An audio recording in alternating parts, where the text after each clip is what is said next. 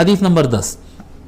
حدثنا هناد بن السري قال حدثنا عبثر بن القاسم عن أشعث يعني ابن سوار عن أبي إسحاق السبيعي قال عن جابر بن سمرة رضي الله عنه قال رأيت رسول الله صلى الله عليه وآله وسلم في ليلة إضحيان وعليه حلة حمراء فجعلت أنظر إليه وإلى القمر فلهو عندي أحسن من القمر. حضرت جابر بن سمرہ رضی اللہ تعالیٰ روایت فرماتے ہیں، کہتے ہیں کہ میں ایک مرتبہ رسول اکرم صلی اللہ علیہ وآلہ وسلم کو اجلی رات میں دیکھا. بعض راتیں ایسی ہوتی ہے جن میں چاند بڑا ہوتا ہے، یعنی اضحیان لفظ ضحیٰ سے بنا. ضحیٰ دن کے اوقات میں ضحیٰ کہتے ہیں چاشت کا ٹائم.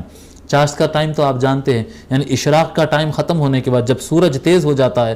آپ ہندوستان کے حساب سے سمجھے کہ 7 نہیں 8 ساڑھے 8 کے بعد سے جو ٹائم شروع ہوتا، دھوپ جس میں نکل آ جاتی ٹھیک سے اور ایک دم اجلا ہو جاتا. 8 ساڑھے 8 9 بجے سے لے کر دوپہر کا جو ٹائم ہوتا ہے وہ ٹائم، اس دوران جو سورج ہوتا ہے یہ سورج کے اندر سفیدی ہوتی ہے.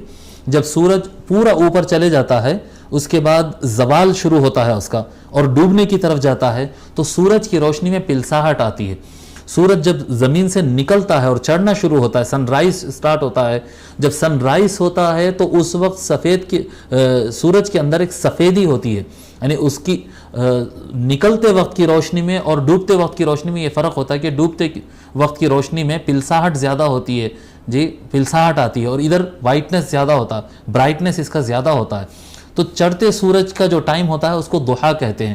اسی طرح سے رات میں جن راتوں میں چاند مکمل ہوتا ہے، آپ مان لیجئے کہ 10 11 12 13 14 15 16 17 18 آپ مان لیجئے کہ پہلے 10 دن چاند کے مہینے سے آپ پہلے 10 دن چھوڑ دیجئے اور آخری 10 دن چھوڑ دیجئے. درمیانی جو 10 دن ہوتے ہیں اس کو روشن چاند والے دن رات کہتے ہیں. اس کے اندر روشنی زیادہ ہوتی ہے.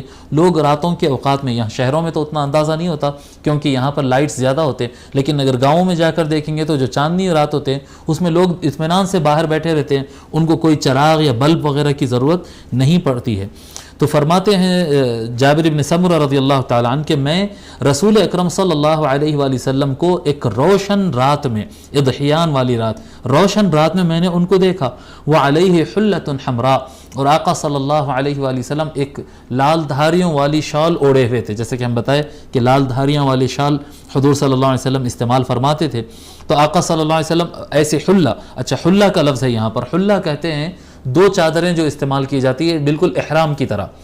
حلہ ایک چادر نہیں ہوتی. جب حلہ کہتے ہیں تو ایک کمپلیٹ ڈریس مراد ہوتا ہے. اس میں ایک تہبند ہوتا ہے اور ایک اوپر سے احرام والی جو شال ڈالتے ہیں نا جس طرح سے احرام باندھتے ہیں، دو چادروں میں ملبوس ہونے کو حلہ کہتے ہیں کہ میں حلۃ حمراء، لال دھاریوں والی شال میں آقا صلی اللہ علیہ وآلہ وسلم کو میں نے دیکھا. حلہ پہنے ہوئے آپ بیٹھے ہوئے تھے اور روشن رات تھی، یعنی چاند کافی روشنی دے رہا تھا. فجعلت انظر الیہ والی القمر، میں حضور صلی اللہ علیہ وسلم کو اور چاند کو دیکھنے لگا. میں حضور کو دیکھتا اور چاند کو دیکھتا اور بار بار دیکھتا جاتا. فلہو عندی احسن من القمر، کہتے ہیں اللہ کی قسم وہ نبی اکرم صلی اللہ علیہ وآلہ وسلم میرے نزدیک چاند سے زیادہ حسین تھے. میرے نظر میں چاند سے زیادہ احسن تھے، چاند سے زیادہ بہتر مجھے نبی اکرم صلی اللہ علیہ وآلہ وسلم نظر آ رہے تھے. حضرت حسان بن ثابت رضی اللہ تعالی عنہ بھی فرماتے نا، وَأَحْسَنُ مِنْكَ لَمْ تَرَ قَطُّ عَيْنِي، اے نبی صلی اللہ علیہ وسلم آپ سے بہتر، آپ سے زیادہ حسین، آپ سے بہتر میری آنکھ کسی کو دیکھی نہیں.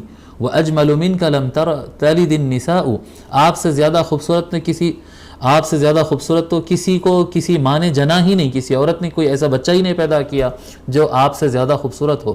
خلقت مبرأ من کل عیب، آپ ہر عیب سے ایسا کیا کہتے ہیں پاکیزہ پیدا ہوئے، ایک دم پاک پیدا ہوئے آپ.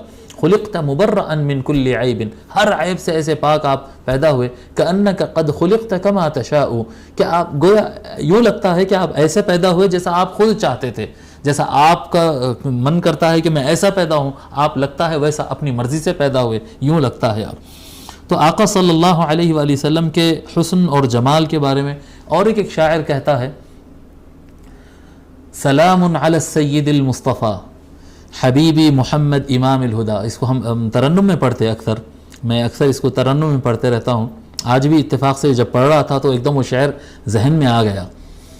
سلام علی سید المصطفیٰ حبیبی محمد امام الہدی وطہ ویاسین مزمل نجی الالہ بصوت رخیم.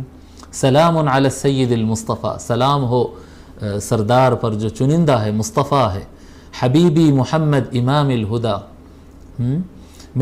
میرے محبوب حبیبی محمد، میرے محبوب محمد امام الہدی جو ہدایت کے امام ہیں. رسول مطاع نبی کریم، رسول مطاع نبی کریم قسیم جسیم نسیم وسیم. رسول مطاع، ایک ایسے رسول ہے جن کی اطاعت کی گئی. رسول مطاع، نبی کریم، ایک ایسے نبی ہے جو کرم فرمانے والے ہیں. قسیم جسیم نسیم وسیم، کہ آپ قسیم ہیں. قسیم یعنی آپ کا جسم بالکل بیلنسڈ ہے، بالکل جیسا بننا چاہیے، فزیکل اسٹرکچر آپ کا ویسا بنا ہوا ہے. قسیم جسیم، آپ کا جسم بھرا بھرا، یعنی بالکل ایسے دبلے پتلے کمزور نہیں ہے، بہترین جسم ہے، مضبوط جسم ہے. قسیم جسیم نسیم، جی آپ بالکل ٹھنڈی ہوا کی طرح ہے، یعنی فٹ جسم ہونے کی وجہ سے مزاج میں سختی نہیں، آپ بالکل نرم مزاج میں اور حسن اخلاق کے ساتھ ہے. نسیم وسیم، آپ بڑے ہی ہینڈسم ہیں، آپ بڑے ہی ہینڈسم ہیں. بہرحال یہ اشعار ہم بچپن میں پڑھتے تھے، وہ یاد آ گئے تو سنا دیا. ٹھیک ہے، تو کہتے ہیں حضرت جابر بن سمرہ رضی اللہ تعالیٰ عنہ کہ نبی اکرم صلی اللہ علیہ وآلہ وسلم میرے نزدیک چاند سے زیادہ حسین اور خوبصورت ہے. میرے ایک دوست ہیں اکبر حسین صاحب، مولوی اکبر حسین، مولانا اکبر حسین صاحب جو ہیں، وہ سناتے تھے ایک شعر، چاند سے تشبیہ دینا یہ بھی کیا انصاف ہے، یہ بھی کہاں انصاف ہے، یہ بھی کیا انصاف ہے، چاند پہ دھبا ہے اور تیرا چہرہ صاف ہے. تو حضرت جابر بن سمرہ رضی اللہ تعالیٰ عنہ کے کیا کہتے ہیں کہنے کو تعبیر دے رہا ہے یہ شعر.